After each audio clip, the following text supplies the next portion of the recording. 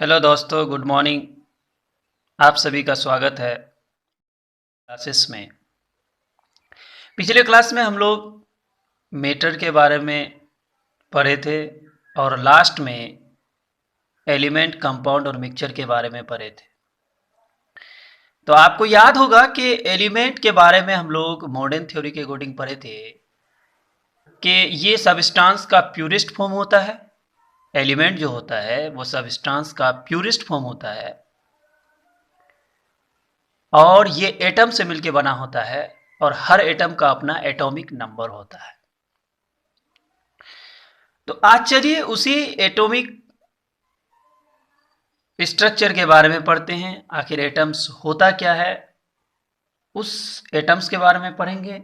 और atomic structure आपके 11th में एक बहुत बड़ा चैप्टर है। जब हम लोग एटॉमिक स्ट्रक्चर स्टार्ट करेंगे तो वहाँ अच्छे से पढ़ेंगे। बहुत सारी चीज़ है, यहाँ सिर्फ और सिर्फ थोड़ा सा आपको सरसरी खेज इंफॉर्मेशन दिया जा रहा है ताकि आपको थोड़ा याद हो जाए कि ये चीज़ है बेसिक में।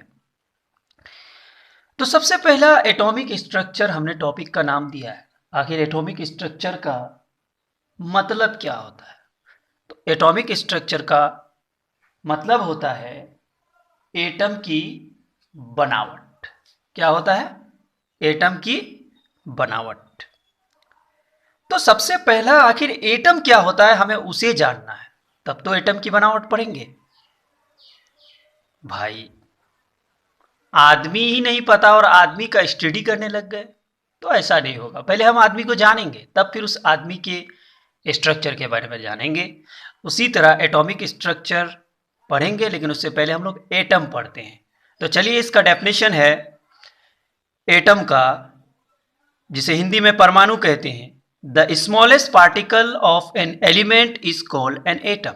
किसी भी एलिमेंट का सबसे सूक्ष्मतम कण, सबसे छोटा जो पार्टिकल कण होता है, उसे ही हम लोग क्या कहते हैं? एटम कहते हैं, परमाणु कहते हैं। आगे कहता है कि an atom can take part in chemical reaction and does not occur in free in nature. इसका कहने का अर्थ ये हुआ, मतलब ये हुआ भाई, कि एटम जो है वो केमिकल रिएक्शन में, रासायनिक अभिक्रिया में भाग तो ले सकता है, लेकिन आप इसे फ्री स्टेट में नहीं पाएंगे। क्यों? क्योंकि वो जब भी होता है तो किसी कंपाउंड के फॉर्म में पाए जाते हैं। फ्रीली आपको नहीं मिलेगा कि कहीं पे भी आपको मिल गया क्या ऑक्सीजन फ्री, एक O, ऐसा नहीं मिलता है। आपको O2 के रूप में मिलेंगे, N2 के रूप में मिलेंगे, अब सोडियम है NaCl के रूप में मिलेंगे, यानी कि एक कंपाउंड के फॉर्म में पाए जाएंगे। वही चीज यहाँ पे कहते हैं। अब देखिए, एटम को समझने के लिए ये छोटा कण है, कितना छोटा कण है। तो चलिए एक मिसाल के तौर पे मान लीजिए कि मेरे हाथ में ये कागज है। इस कागज को हम लोग टुकड़ा करते जाएंगे, टुकड़ा करते जाएंगे, टुकड़ा करते जाएंगे। भाई ऐसी मान लो, वैसे तो एटम को आप इलेक्ट्रॉन माइक्रोस्कोप से देख सकते हैं, माइक्रोस्कोप से देख सकते हैं, लेकिन मैं ऐसे ही आपको समझाने के लिए, तो टुकड़ा करते करते करते एक वक्त ऐसा आएगा कि आप इसे और टुकड़ा नहीं कर सकते हैं। इसी को एटम कहते हैं। लेकिन ये डाल्टन साहब ने कहा था। बाद में बहुत सारे चीज की खोज हो चुकी है एटम के अंदर में भी। तो एटम के अंदर में भी बहुत सारे सब पार्टिकल खोज हो चुके हैं, तो उसके बारे में भी हम लोग पढ़ेंगे। तो चलिए, अब एटम में हम लोग क्या पढ़ेंगे? सबसे पहली बात, जो एटम होता है इसमें 3 पार्टिकल और होते हैं। पहला प्रोटॉन, दूसरा न्यूट्रॉन, तीसरा इलेक्ट्रॉन। आप जैसे भी बोल सकते हैं, इलेक्ट्रॉन पहले बोल सकते हैं, प्रोटॉन, न्यूट्रॉन, उसमें कोई फर्क नहीं। तो 3 और सब पार्टिकल हम लोग 9th बेसिस में पढ़े हुए। तो वैसे तो और भी होता है, जब हम ये चैप्टर स्टार्ट करेंगे अच्छे से पढ़ाएंगे क्या और भी पार्टिकल होते हैं, लेकिन मेन जो सब एटॉमिक पार्टिकल है, प्रोटॉन होता है, न्यूट्रॉन होता है, इलेक्ट्रॉन होता है। अब भाई हम लोग यहाँ एटॉमिक स्ट्रक्चर पढ़ने लगे हैं, तो आखिर ये जो प्रोटॉन, न्यूट्रॉन, इलेक्ट्रॉन होता है तो एटम के कहाँ पाया जाता है? तो चलिए सबसे पहला हम लोग इस डायग्राम को देखते हैं। इस डायग्राम में मैंने यहाँ रेड से बनाया है, ये एटम का सेंटर है और इसी सेंटर को हम लोग न्यूक्लियस कहते हैं, केंद्रक कहते हैं। एटम के जो सेंटर वाले भाग होते हैं उसे ही हम लोग क्या कहते हैं, न्यूक्लियस कहते हैं। और मेरे भाई ये जो 3 पार्टिकल पड़े, 3 में से जो 2 पार्टिकल है प्रोटॉन और न्यूट्रॉन, ये आपके न्यूक्लियस में पाए जाते हैं, यानी कि ये आपके सेंटर में पाए जाते हैं। सेंटर के चारों ओर इलेक्ट्रॉन घूमते रहते हैं और इलेक्ट्रॉन जिस रास्ते में घूमते रहते हैं उसे ही ऑर्बिट कहते हैं। याद हुआ कि नहीं? याद हो गया ना कि न्यूक्लियस के चारों ओर इलेक्ट्रॉन जिस रास्ते में घूमते हैं उसे ही क्या कहते हैं, ऑर्बिट कहते हैं, या इसी को सेल कहते हैं, या इसी को एनर्जी लेवल भी कहते हैं। चलिए बाद में पढ़ेंगे। तो देखिए न्यूक्लियस के पास वाले जो ऑर्बिट है उसे हम लोग के कहते हैं, और उसके बाद वाले को, सेकंड वाले को एल कहते हैं, तीसरा वाले को एम कहते हैं, चौथा वाले को एन कहते हैं। अब भाई ये नहीं पूछना कि काहे के यहाँ दिया, काहे क्यों नहीं दिया। तो अब मैं अगर पूछूं कि आपका नाम फलाना क्यों है, मतलब मेरा माँ बाप दिया है, उसी तरह भाई साइंटिस्ट ने इस तरह नाम दिया है।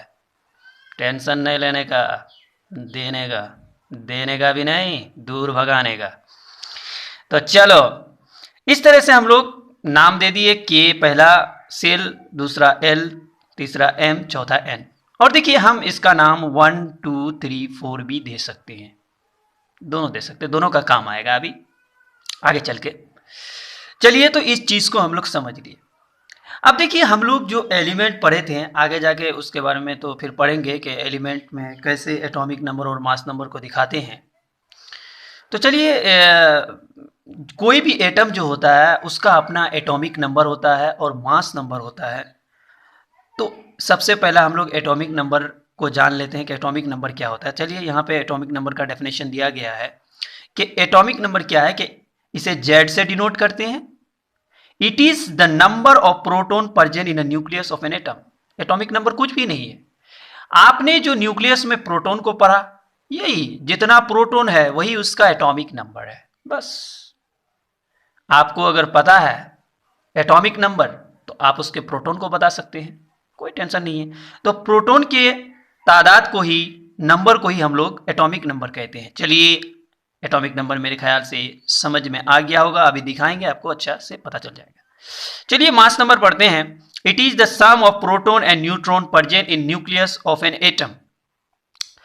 क्या कहता है कि मास नंबर जो है, तो प्रोटॉन और न्यूट्रॉन ये दोनों को जब हम लोग मिला लेते हैं, यानी कि आपके न्यूक्लियस में जो प्रोटॉन है प्लस न्यूट्रॉन है, दोनों को अगर आप मिला लेते हैं तो यही उसका मास नंबर हो जाता है।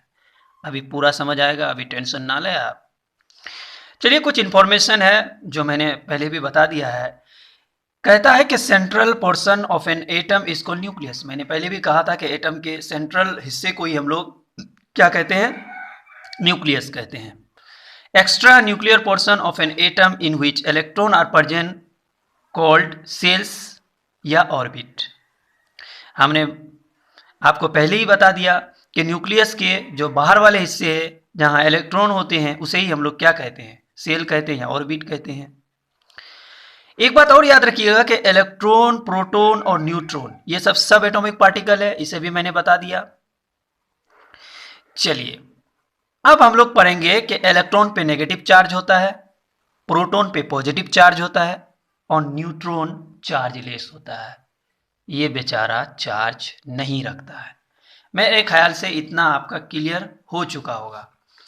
अब चलिए आगे हम लोग पढ़ते हैं अच्छे से कि हम लोग किसी भी एलिमेंट को रिप्रेजेंट कैसे करते हैं।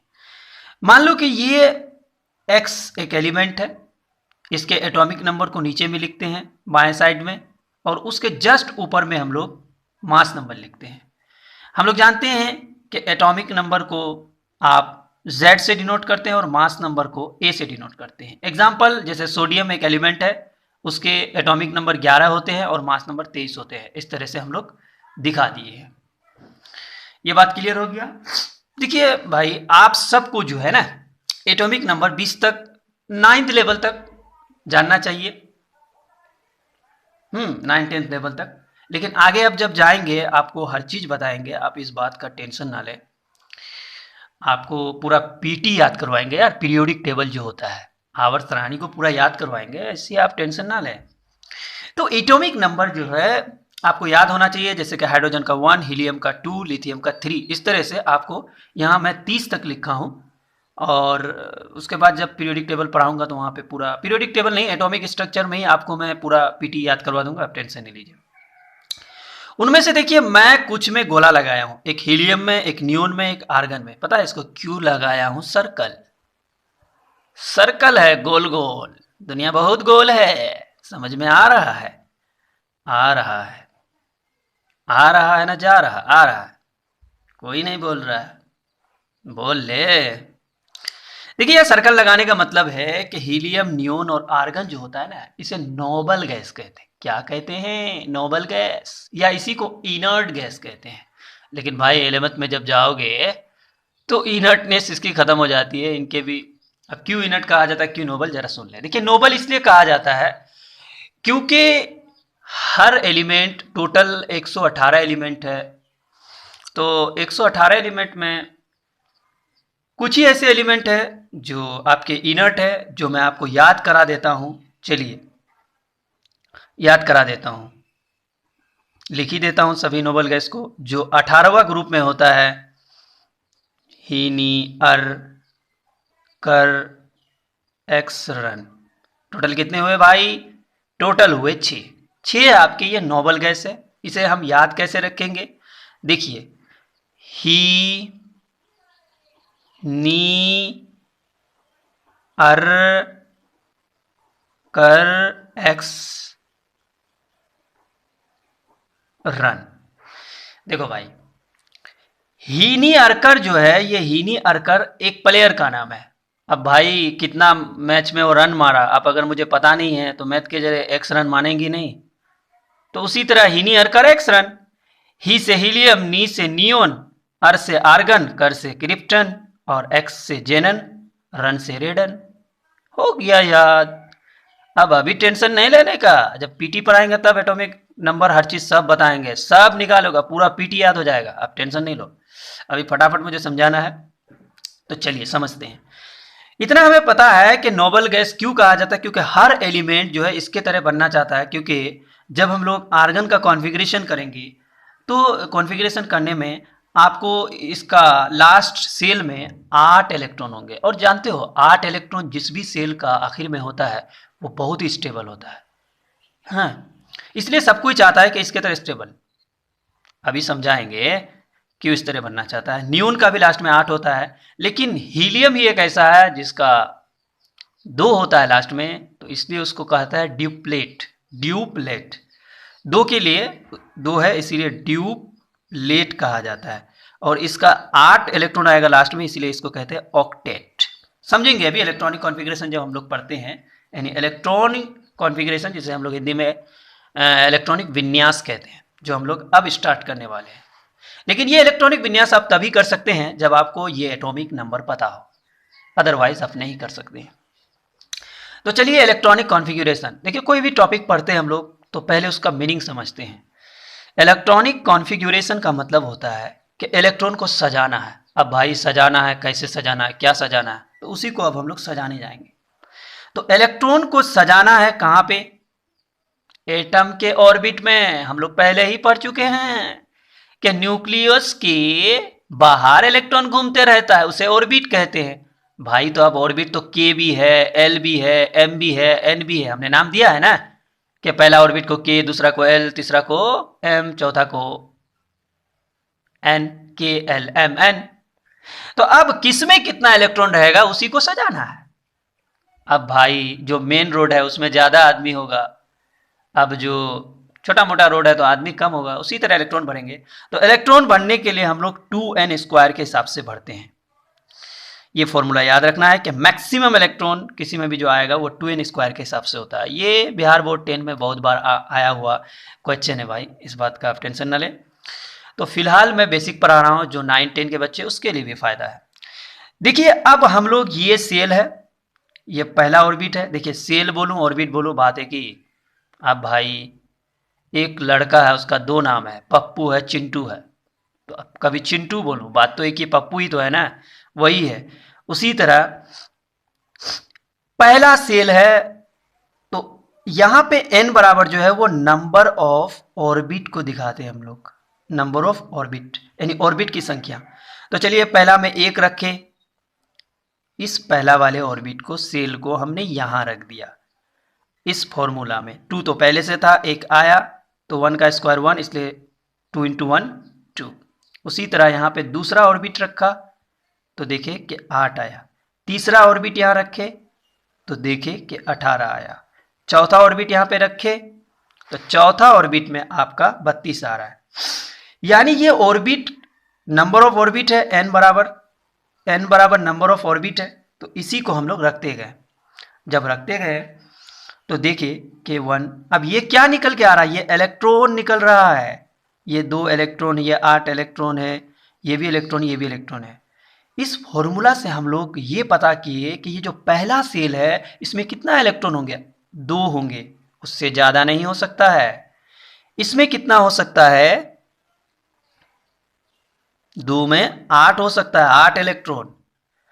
और इसमें कितना हो सकता है, 18 हो सकता है, 32 हो सकता है। लेकिन अभी जो हम लोग मतलब 20 तक जो पढ़ेंगे, आपका ये 18-32 आएगा ही नहीं, 8 तक ही सीमित रहेगा, आप टेंशन नहीं लीजिए।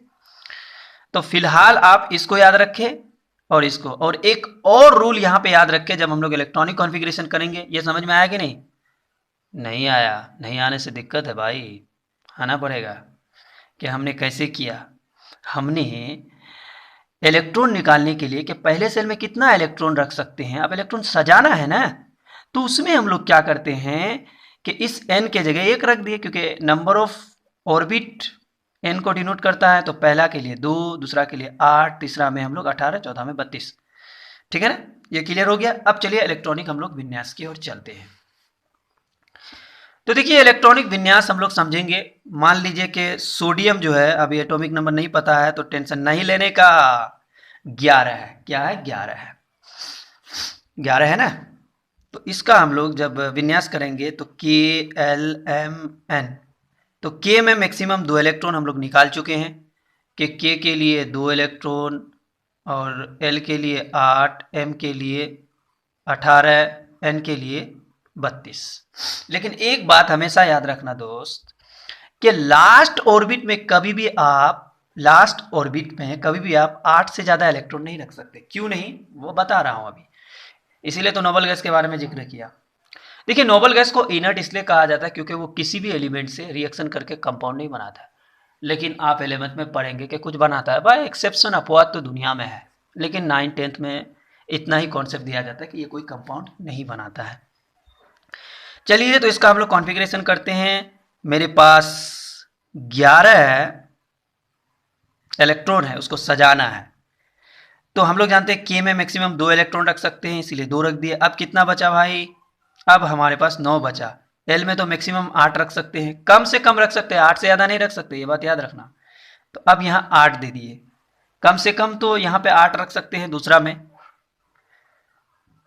ज़्यादा से ज़्यादा, कम से कम तो कुछ भी 1 2 3 4 5 कुछ भी रख सकते हैं, ज़्यादा से ज़्यादा 8 रख सकते हैं।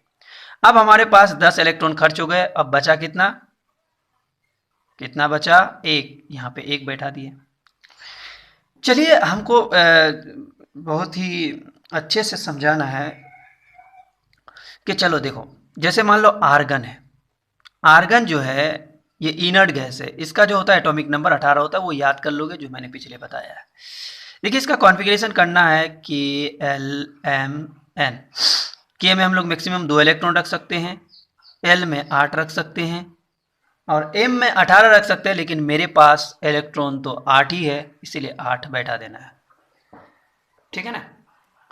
अब देखिए यहाँ पे उसी तरह हम लोग नियोन का करते हैं, तब ज़्यादा समझ में आएगा। इसका एटॉमिक नंबर 10 होता है, इसका कॉन्फ़िगरेशन करेंगे 2 होगा 8 होगा, क्योंकि 10 इलेक्ट्रॉन है तो 10 भर दिए। पता पा रहे हो?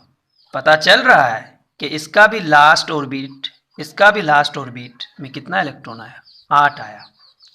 और किसी भी एटम का अगर लास्ट ऑर्बिट में 8 इलेक्ट्रॉन आ जाए तो समझ लो कि वो सबसे ज़्यादा स्टेबल है और सबको उसके तरह बनना चाहता है।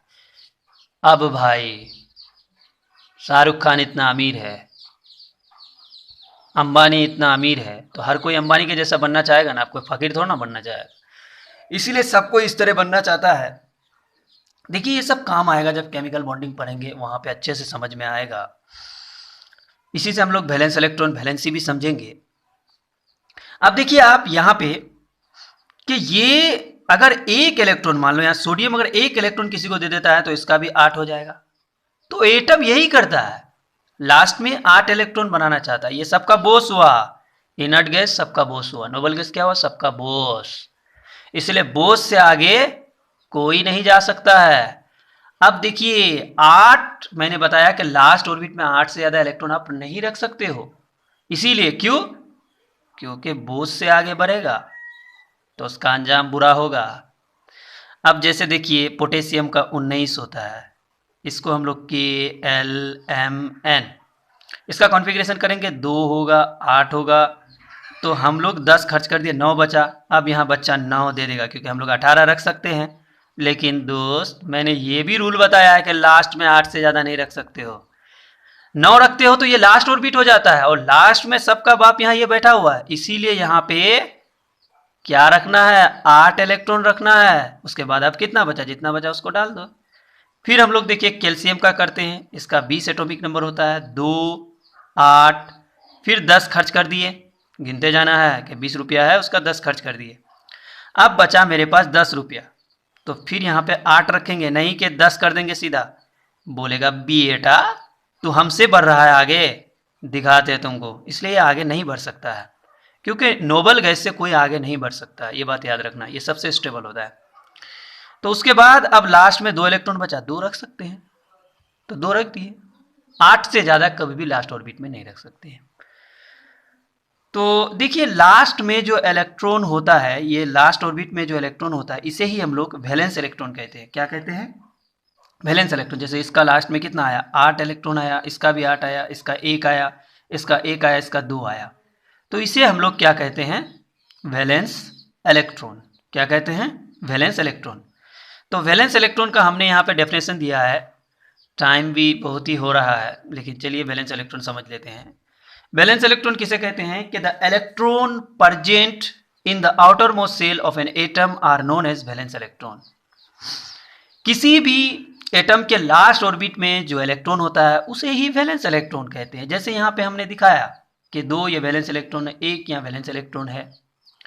देखिए उसके बाद वैलेंसी भी कुछ होता है, तो नेक्स्ट क्लास में हम लोग वैलेंसी पढ़ते हैं। आज यहीं तक। फिर देखिए हम लोग ये भी पता करेंगे कि इसका भी 1 आया, इसका भी 1 आया, तो जिसका लास्ट ऑर्बिट में सेम इलेक्ट्रॉन हो जाए वो सेम ग्रुप का होता है। ये सब पढ़ेंगे, आप टेंशन नहीं ले। बेसिक अच्छे से पढ़ेंगे हम लोग, उसके बाद बेसिक चलता रहेगा। और बेसिक से ही आप समझ लीजिए कि धीरे धीरे क्लास स्टार्ट हो भी जाएगा। अगर आप पहले इस चैनल में विजिट किए तो प्लीज़ इसे लाइक और सब्सक्राइब ज़रूर कीजिएगा। इसी से हौसला अफजाई होता है हमारा। तो आज यहीं तक रखते हैं, फिर नेक्स्ट वीडियो में मिलते हैं। Thanks for watching this video.